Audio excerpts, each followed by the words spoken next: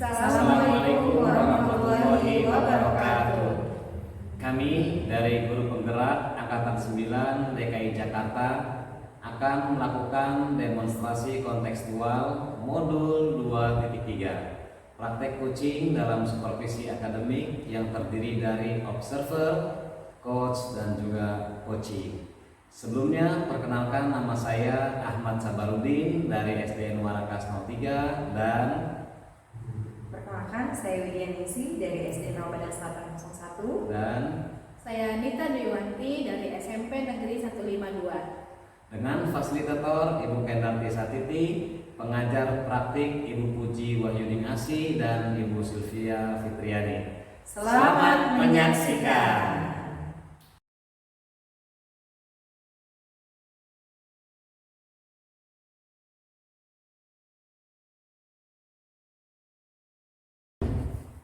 Assalamualaikum Bu Wit, apa kabar nih hari ini? Waalaikumsalam, Bu Nita. Alhamdulillah kabar baik, sehat, bahagia. Ya, alhamdulillah. Gimana Bu Nita kabarnya? Baik, alhamdulillah. Nah, Bu Wit, pada kesempatan hari ini kan Bu Wit akan mengadakan coaching ya, terhadap coachingnya. Jadi apa nih sebagai coach, apa yang sudah Bu Wit persiapkan untuk coach hari ini? Yang sudah saya persiapkan untuk melakukan proses coaching kali ini tentunya menggunakan alur tirta, di mana alur tirta itu diantaranya adalah tujuan umum, kemudian identifikasi, rencana aksi, dan juga tanggung jawab. Nah, oke, baik. Sebelum melakukan coaching hari ini, saya nanti akan menanyakan beberapa pertanyaan ya Bu ya. Baik. Termasuk nanti saat coaching, saya akan memperhatikan baik dan mengamati baik coach dan juga coachingnya. Sebelum itu, saya akan mendiskusikan beberapa hal untuk tentang rubrik penilaiannya dulu nih Bu. Apakah sudah sesuai dengan alur tirta? Lalu bagaimana Ibu memberikan pertanyaan berbobot kepada coaching? Apakah coaching tersebut merespon dan menanggapi pertanyaan dari Ibu? Nah, jangan lupa harus sesuai dengan prinsip coaching Bu, yaitu kemitraan, proses kreatif, dan juga memaksimalkan potensi. Pertanyaan pertama nih Bu yang akan saya sampaikan adalah kompetensi apa yang akan Ibu kembangkan pada proses coaching kali ini? Kompetensi yang akan saya kembangkan pada proses coaching kali ini yaitu adalah kehadiran penuh atau presence, kemudian mendengar aktif, dan juga mengajukan pertanyaan berbobot Bu. Pertanyaan kedua, Bu, kompetensi mana yang akan lebih spesifik Ibu kembangkan terhadap coachingnya? Kompetensi yang akan saya kembangkan lebih spesifik yaitu mendengarkan aktif dan juga memberikan pertanyaan berbobot. Baik. Yang ketiga, indikator ketercapaian apa dan tujuan pengembangan diri apa yang ingin Ibu dalami dalam proses coaching? Pada proses coaching kali ini saya ingin coach saya ini menemukan solusi sendiri terhadap permasalahan yang dia alami, kemudian coach saya ini menemukan langkah-langkah dalam mengatasi permasalahan tersebut. Baik. Demikian dulu ya Bu Wit, sesi observasi hari ini. Semoga coaching hari ini berjalan dengan lancar. Amin. Terima kasih Bu Nita. Waalaikumsalam. Assalamualaikum Bu Wit. Waalaikumsalam Pak Sabar. Apa kabar nih Pak? Alhamdulillah Bu Wit, kabar baik. Alhamdulillah nih Pak, kita akan ngobrol. Mungkin butuh waktu agak lama nih Pak Sabar. Tidak apa-apa kan ya Pak ya? Ya, tidak apa-apa Bu. Boleh nih Pak, saya bertanya nih Pak Sabar. Akhir-akhir ini saya perhatikan Bapak terlihat lelah dan kurang bersemangat. Ada apa ya Pak? Ya, terima kasih Bu sudah bersedia membantu saya. Jadi apa sih Pak yang bisa saya bantu? Bisa diceritakan Pak Sabar? Sebenarnya saya hanya ingin mendapatkan solusi dari permasalahan saya Bu. Terus selain itu apa lagi Pak? Saya juga bingung Bu dengan berbagai kegiatan yang saya lakukan. Coba Pak Sabar ceritakan pada saya apa yang Bapak rasakan saat ini. Saya merasakan banyak sekali kegiatan di sekolah maupun di masyarakat Bu. Gitu ya Pak ya. Mengapa bisa demikian ya Pak? apa yang membuat Bapak merasa lelah dengan banyak kegiatan tersebut, Pak? Ya Bu, akhir-akhir ini saya merasa lelah dan kurang bersemangat dan bawaannya ngantuk mulu di sekolah. Karena di sekolah banyak tugas rangkapan, banyak tugas tambahan, belum lagi administrasi pribadi di sekolahan. Dan di masyarakat Bu, saya tuh sebagai guru ngaji dan juga banyak dimintain tolong untuk curhat banyak orang gitu. Oke, baik. Gitu ya Pak ya? Oh ya, oke. Sepertinya sebenarnya bagus sih ya Pak, kegiatan mulia yang sudah Bapak lakukan itu. Lalu kenapa Bapak harus merasa kurang semangat Pak? Iya Bu, soalnya kalau banyak kegiatan kan sepertinya pas waktu untuk istirahat saya jadi berkurang. Waktu istirahat saya pasti berkurang lah kalau banyak kegiatan ya. Terus kemudian di lain waktu kegiatan saya juga makin bertambah dan istirahat saya kurang juga pasti Bu. Dan saya pasti banyak lelah lah gitu. Seperti itu ya. Istirahat. Oke, baik. Lalu bagaimana nih menurut Bapak dengan kondisi seperti itu? Sepertinya sih Bu, kalau menurut saya ya saya harus bisa membagi waktu sih intinya kayaknya gitu. Gitu ya Pak. Lalu kenapa sih Bapak tidak membuat jadwal saja Pak untuk membagi waktu kegiatan-kegiatan Bapak Pak? Nah itu saya masih bingung Bu, soalnya kan antara tugas sosial datangnya kan itu suka dadakan dan secara tiba-tiba ya Bu. Jadi kita nggak enak juga tolaknya Bu. Iya, oke. Pertanyaan selanjutnya itu jadi menurut Bapak pembicaraan kita kali ini tujuannya untuk apa sih Pak? Tujuan intinya sih sebenarnya saya ingin dapatkan solusi Bu dari permasalahan yang saya hadapi ya, apakah saya bisa membantu waktu itu. Oke, baik Pak Sabar ingin mendapatkan solusi ya Pak ya, karena begitu banyak kegiatan Pak Sabar baik di sekolah maupun di luar sekolah ya yang sifatnya sosial. Kalau seperti itu, apa yang menjadi hambatan Pak Sabar? Kenapa Bapak masih kesulitan dalam membagi waktu Pak?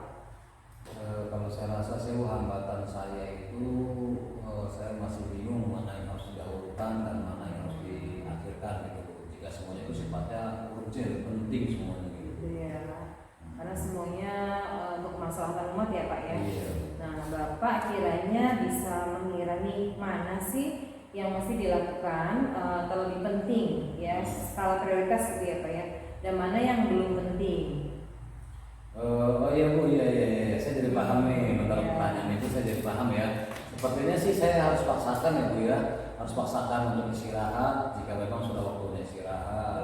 Ya kegiatan tugas di sekolah masih bisa kita selesaikan besoknya di sekolah. Iya betul. Nah dari yang Bapak sampaikan tadi, jika diukur dalam skala nilai nih Pak, keadaan tadi itu berada pada skala nilai berapa tuh Pak Sabar? Ya kalau menurut saya sih maksudnya masih tahap 6 ya, gitu, masih tahap 6 Bu, masih perlu ditingkatkan lagi lah untuk masuk kategori nilai 8. Oke, lalu apalagi nih yang Bapak harus lakukan untuk kegiatan ini supaya mendapatkan nilai perubahan yang lebih baik lagi Pak? Keduanya memang penting sih ya Bu ya, antara tugas di sekolah dan tugas di masyarakat. Iya. Nah bagi saya untuk melakukan perubahan itu saya harus melakukan mulai dari sekarang, harus aksi, yaitu bisa membagi waktu lah, membatasi waktu untuk kegiatan di masyarakat. Nah jika hal itu sudah kita lakukan, ya sepertinya istirahat saya sudah mulai terkontrol. Seperti misalnya kita kerja di rumah, udah waktunya jam 9 atau jam 10 harus istirahat dan diporsil gitu maksudnya Bu. Dan supaya nanti saya istirahatnya cukup dan waktu juga kegiatan di masyarakat juga bisa dilaksanakan, itu bisa tergolong bisa masuk nilai 8 lah secara seperti. Nah baik, kalau seperti itu yang Bapak bilang skala prioritas ya Pak, bagaimana nih cara Pak Sabar dalam mengatasi masalah tersebut ya Pak?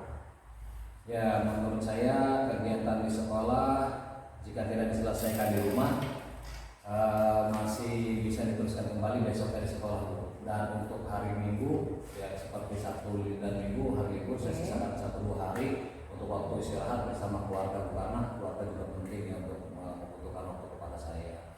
Nah dan jika ada yang perlu di luar, jika memang ada yang perlu ya di luar hari-hari itulah perlu berkonsultasi kepada saya ya di luar Sabtu Minggu dan kemudian di luar jam sekolah gitu. Oke, jadi menurut Pak Sabar harus bisa mengatur waktu mana yang harus dikerjakan di sekolah, mana yang harus dikerjakan rumah dan Pak Sabar harus bisa menyisakan waktu untuk istirahat ya Pak. Iya, Karena benar. semua harus terkondisikan yang baik agar semua berjalan lancar. Mm-mm. Itu bagus sekali Pak Sabar. Iya. Nah, selanjutnya bagaimana nih Pak dengan komitmen yang akan Bapak lakukan setelah membicarakan semua ini permasalahan ini dengan saya?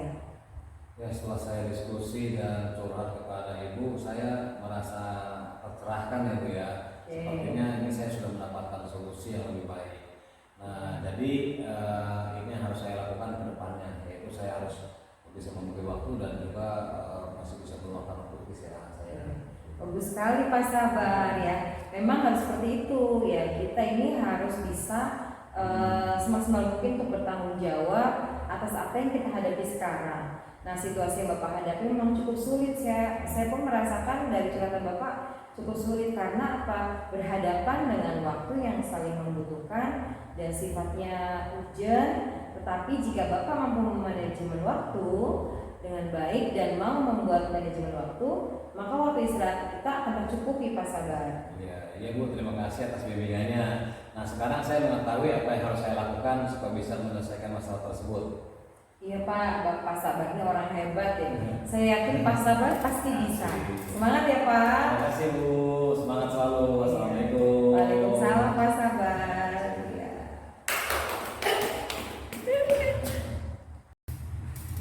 Assalamualaikum Bu Wit. Waalaikumsalam. Alhamdulillah tadi proses coaching sudah berjalan dengan baik ya Bu Wit, Ya, dan lancar. alhamdulillah.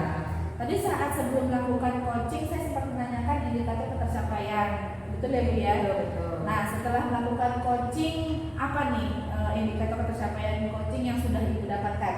Oke, baik Bu Rita. Alhamdulillah tadi saya sudah melakukan kegiatan coaching dengan coach saya dan berdasarkan hasil coaching tadi saya sudah melakukan proses coaching sesuai dengan alur Tirta. Nah, yaitu di mana alur Tirta adalah salah satunya pertama menanyakan tujuan umum sebelum melakukan percakapan lebih dalam, kemudian identifikasi masalah, rencana aksi, dan terakhir menanyakan komitmen sebagai tanggung jawab dari coach saya seperti itu Bu. Oke, menurut saya tadi Bu Wit melakukan coaching sudah sangat bagus sekali ya Bu Wit. Sudah menjalankan coaching menggunakan sesuai dengan alur Tirta, di mana Bu Wit menjalankan proses coaching kemudian sudah memberikan pertanyaan berbobot sehingga coachingnya bisa menemukan solusi dari permasalahannya sendiri. Nah kemudian dari proses coaching ini Bu Wit sudah melaksanakan prinsip coaching juga. Selamat ya Bu Wit. Tapi sebelum saya akhiri nih ada satu lagi pertanyaan dari saya. Dari yang sudah Ibu lakukan tadi, kompetensi apa yang ingin Ibu kembangkan lagi? Kompetensi yang ingin saya kembangkan lagi adalah saya bisa mengajukan pertanyaan berbobot karena dengan mengajukan pertanyaan berbobot sesuai dengan kata kunci yang disampaikan oleh coach saya, sehingga saya dapat menggali informasi lebih mendalam sehingga saya dapat mengarahkan coach saya untuk mencari solusi atas permasalahannya sendiri. Wah luar biasa sekali nih Bu Wit nih. Semoga kedepannya bisa lebih baik lagi ya Bu Wit ya. Oke Bu Wit, saya rasa saya cukupkan dulu sampai sekian.